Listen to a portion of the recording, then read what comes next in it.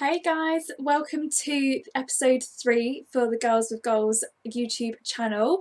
This episode is all about goal setting, so I'm really keen to share some top tips with you guys on things that I've learned from books I've read, videos I've watched, basically just all the information that I've picked up along the way since doing goal setting for myself. And I just thought that obviously combining all my insights might help you guys to have a bit more clarity in setting your own goals. So if you haven't already checked out my first 2 videos, you can see them on my YouTube channel. It's just under my name, Francesca Brinkworth, and you can see the first episode is about how to change your language, so how we talk to ourselves and how this has an effect on our motivation and our progress. And episode 2 is all about how to start your day on the right foot. So if you haven't checked those out already, then I really suggest going back and watching those quickly. They're less than 10 minutes. So nice and quick and simple to watch, and then you can come back here and watch this one, which is going to be all about goal setting. So I'm really looking forward to sharing my tips with you. So if you haven't got like a pen or notepad or something on you right now, then I suggest you go and get one, or obviously like just tap away on your phone. That's also fine, but you'll want to make some notes just so you've got these tips handy, and then you can start putting them into action ASAP. So without further ado, let's get started. So obviously when we set goals in general, you want to have 100% interest in them. I know I've done it myself, where I've tried to convince myself that you know, I am something that I'm not really. Like, as in, for example, I really want to be a morning person but for me, being a morning person is sometimes so hard. Like, I'm a bit of a night owl. I really like staying up late. I actually, you know, I prefer staying up late to getting up early. So for me, like, when I said, right, I'm going to set a goal, I'm going to get up at 5 a.m. every morning, obviously that expectation was really unrealistic for someone who's never been a morning person. So what I do suggest that you start doing with your goals when you're saying, right, I want to do XYZ, just think to yourself, are these realistic, and how can I make this easier? As in, like, you're going to create some baby steps to maybe like getting up at 5 a.m. is like the end goal, but there's some other goals you need to achieve before that to help you get there, so you won't feel as demoralized, you know, as I felt when I started getting up at like 7:30 and going, oh, so I've lost 2.5 hours of my day already because I didn't get up at 5. So that's what I really recommend. Set a goal that completely interests you. And what I couldn't stress more is obviously when you're setting goals, you need to have a really strong, firm reason for why you are trying to reach this goal. So if you're just doing it for the sake of doing it, like, I don't know, yeah, okay, we'll run with the same example. So getting up at 5 a.m.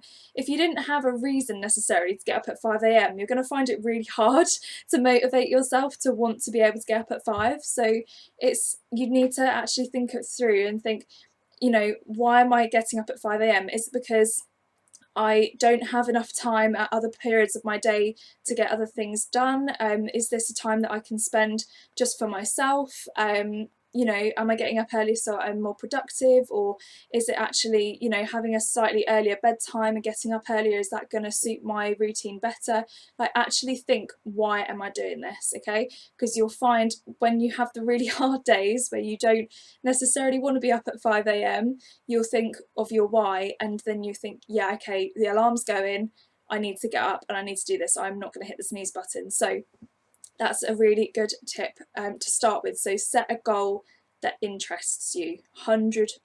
Okay, you cannot go wrong. You don't want to falter at the first step.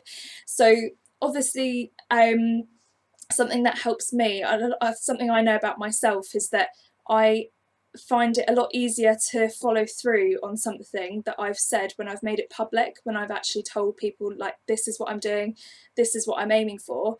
And you can do it in your own way. You could either partner up with a friend and you can work on it together, so you help keep each other accountable. You might want to tell friends, family, you might want to put it out on social media. Like for me, I actually set a goal to do a weekly video on my YouTube channel. So I've been posting out on Instagram and Facebook and Twitter to say, right guys, Friday night I'm going to be doing my video for you guys, and it's going to be about XYZ. So, you know, that's helped keep me accountable because I don't want to let you guys down, and that's actually helped me stay on track and on target. So if you haven't done so already, obviously you've got your goals, you know, the idea for your goal in mind, what you want to achieve, actually share it with someone or work with someone collaboratively to help you get there. And actually working with someone else is quite nice as well, because obviously if one of you's having a bad day or you just feel like you're slacking a little bit, it's quite nice to have a little pep talk from the other person to help you obviously stay on track. So that's also a really strong tip that I would like to share with you guys. Oh, sorry, my screen's going really funny. It keeps flashing at me. So obviously another thing to think about when you've got a goal, and so it might even be like, I know a popular one is where you want to save X amount of money. So we'll just say we'll go with like £1,000. You want to save £1,000 for I don't know, to put towards a car. Okay, so if your job doesn't obviously give you that income necessarily, say you've only got a part-time job or a weekend job, you know, I actually remember being in a very similar position like years and years ago. I only had a weekend job, and obviously for me £1,000 was a lot of money. Like I thought, oh my god, like how do people have this kind of money? It's crazy. And you know, I was only earning sort of like 30 or 40 quid for the day on the weekend, so obviously cash in hand, and I was getting, you know, 40 quid, and I'm like, well, how is this 40 quid going to turn into £1,000? So you need to just think about it. Don't focus on the end goal necessarily. You need to break it down into baby steps so that you're making it more manageable to achieve, and actually you feel so much better when you can like tick off loads of steps and like one step closer, you're one step closer, and you can say, yes, I've done it, I've reached £100, you know, that's the first step I've taken to reaching my overall goal of £1,000. And then, you know, you just start to build up the momentum and you actually get a little bit hyped up for it. So what I would recommend is that you sit down with your goal in mind and you think, right, how can I break this down into manageable steps? Some people like to do it things they want to achieve for the month or for the week or even day by day. You know, you can set reminders and stuff on your phone if it's something that, you know, you need to be prompted to do, to like keep up the momentum. But that's what I found has really helped me, actually breaking down the goal into smaller steps, smaller, more manageable steps that you can do sort of daily or weekly, and then you can kind of track your progress as well. So this is another tip, to track your progress, because when you see, it's hard to think sometimes, obviously, like when you have those bad days, you don't want to necessarily like fixate on the bad days, like, oh, okay, I just blew like a whole load of money on, I don't know, in my case it's probably clothes. You know, I went out shopping and I blew like £100 on clothes. I'm like, oh no, like that's £100 that I could have saved. And you don't want to think like, oh well, it doesn't matter, like I'll just start again next month, when you've still got like 20 days of the month left. Do you know what I mean? So, you know, in that 20 days I could have saved, I mean, it's a weekend job, so, you know, 2 or 3 weekends I would have had that £100 back anyway. But obviously you want to make sure that your baby steps and you're tracking your progress so that you can celebrate the small wins, and obviously you don't fixate on things that will obviously set you back, because you will have setbacks, no one's perfect. You know, you'll have things that set you back or things that come up unexpectedly, that will obviously knock your progress a little bit. So that's what I recommend. Obviously, I'll recap. Set a goal that interests you, to make your goal public and maybe partner up with someone, or, you know, join a group to help yourself be accountable, to break your goal down into baby steps, and to have something that will track your progress so that you can really celebrate the small wins. And something that I quite like to do for myself, because I like to reward myself and treat myself when I feel like I'm doing really well. I like to have like a little kind of like a reward scheme for myself. So obviously, like if your goal is to eat healthier, and you've been doing really well for like 30 days, so you ate healthily for 30 days and you stuck to your meal plan, you don't necessarily on the 31st day want to be like, right, I'm just going to binge eat, I'm going to eat everything that I wasn't allowed to for the last month, because that's just gonna set you back, it's gonna put you back to square one kind of thing, in terms of, you know, you've done so well, it would be silly to break it. So a reward in that sense might be like you book yourself like a spa treatment, or you go out for dinner with friends, or I don't know, might just be, but just choose a reward that obviously it doesn't conflict with the overall goal that you've got in mind. You want to actually enjoy it. You don't want to obviously feel like guilty for eating like a massive ice cream sundae when you've been eating healthily for like 30 days. So that's quite a nice tip that I like to use. And it might even be that if you're obviously partnering up with someone, or you're in a group, you can set goals for each other.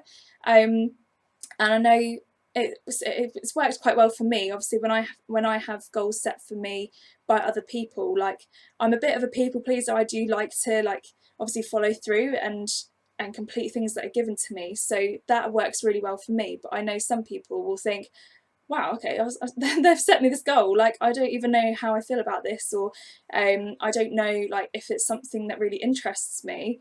And obviously we get this in the workplace all the time, you know, goals and expectations are set for us sometimes, and we don't necessarily have control over it. So a tip I will share on this is to find a positive in that goal. So for example, like, if you're working in sales, obviously you have targets and you've got expectations to meet every single month, and you can't, you know, your progress is tracked over like a quarter and then over the year, etc.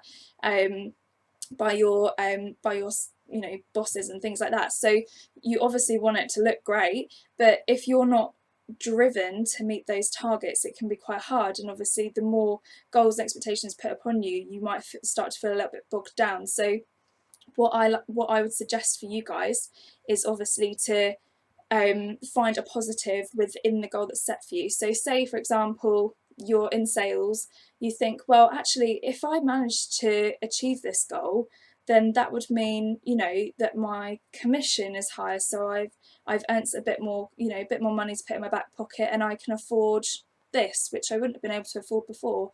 Or it might be, actually if I, you know, increase my sales by this much, that's X amount of people that I'm helping to save money on blah blah blah, or I'm helping X amount of people to feel better about this, or I'm raising awareness of this.